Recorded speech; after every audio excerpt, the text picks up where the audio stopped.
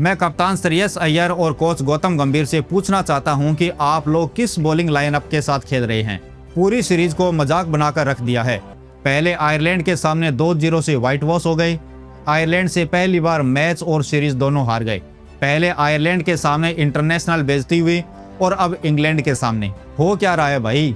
England के सामने इससे पहले इस तरीके से कभी भी नहीं हारे, कभी भी नहीं। 4-0 से व्हाइट वॉश हो गए। वो पहला मैच जिसने भारतीय टीम को बचा लिया, नहीं तो उस मैच को भी हारते। सच में उस मैच को हमने बारिश ने बचा लिया, नहीं तो सीरीज आज 5-0 होती। आयरलैंड और इंग्लैंड दोनों सीरीज को मिलाकर कुल 7 मैच खेले और एक भी मैच नहीं जीते, एक भी नहीं, खाली हाथ रहे।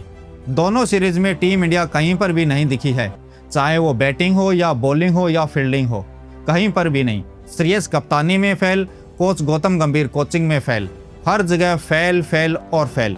इस मैच की हार की वजह से टीम इंडिया का 2020 रैंकिंग में नंबर 1 की पोजीशन भी चली गई।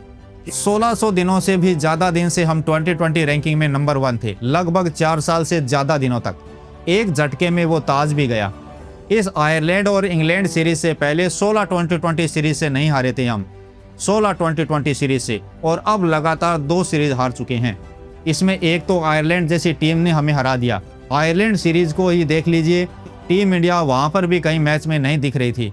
तभी लग गया था कि जब भारतीय टीम आयरलैंड के सामने कुछ घंटा नहीं उखाड़ पाई है तो इंग्लैंड के सामने क्या कुछ कर पाएगी, और हुआ भी कुछ ऐसा ही। कोच गौतम गंभीर प्रेस कॉन्फ्रेंस में तो बड़े चौड़े होकर आते हैं और होता कुछ घंटा नहीं है।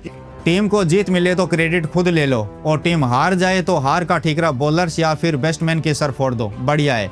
जब से गौतम गंभीर कोच बने हैं, टीम इंडिया ने मैच और सीरीज हार के बड़े बड़े कीर्तिमान स्थापित किए हैं।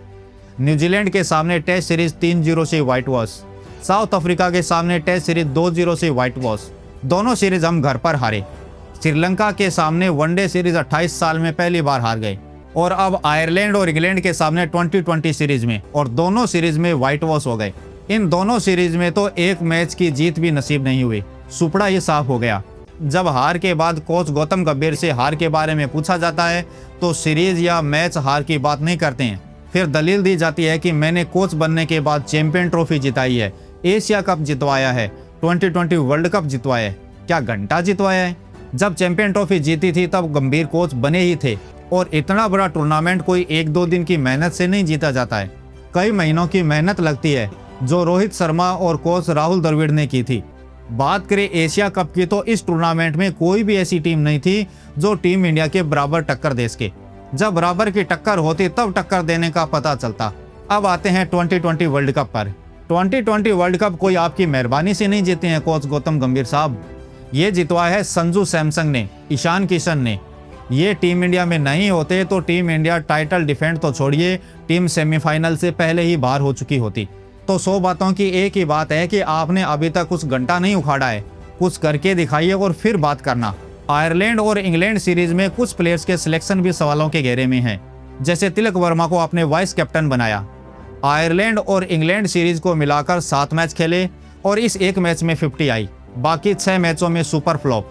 शिवम दुबे इंडियन पिचेस पर अच्छा खेलते हैं, no doubt, but fast pitches पर नहीं खेल पाते हैं। वॉशिंगटन सुंदर का कुछ समझ में नहीं आता है कि वो टीम में है किस लिए। रवि बिश्नोई का भी समझ में नहीं आया। उस मैच में 17वें या 18वें ओवर में 28 रन दिए थे और फिर मैच टीम इंडिया के हाथ से निकल गया। वहां पर तो मुझे श्रेयस अय्यर की कप्तानी भी समझ में नहीं आई कि वो करना क्या चाहते हैं। सूर्यांश हेगड़े का सिलेक्शन भी समझ से परे है। प्रसिद्ध कृष्णा का 2020 में समझ नहीं आ रहा है कि वो कर क्या रहे हैं। प्रसिद्ध का तो 2020 में सिलेक्शन भी नहीं बनता है और फिर भी वो टीम में है और प्लेइंग 11 में भी है। गंभीर संजू सैमसन के साथ क्या करना चाहते हैं, स्पेशली मेरे समझ से परे है। वो बंदा आपको वर्ल्ड कप जितवा कर आया है, उसे आप प्लेइंग 11 से बाहर कर रहे हैं, और फिर जिम्बाब्वे सीरीज में तो टीम से ही बाहर कर दिया। ऐसे में आप सीरीज जीतेंगे कैसे?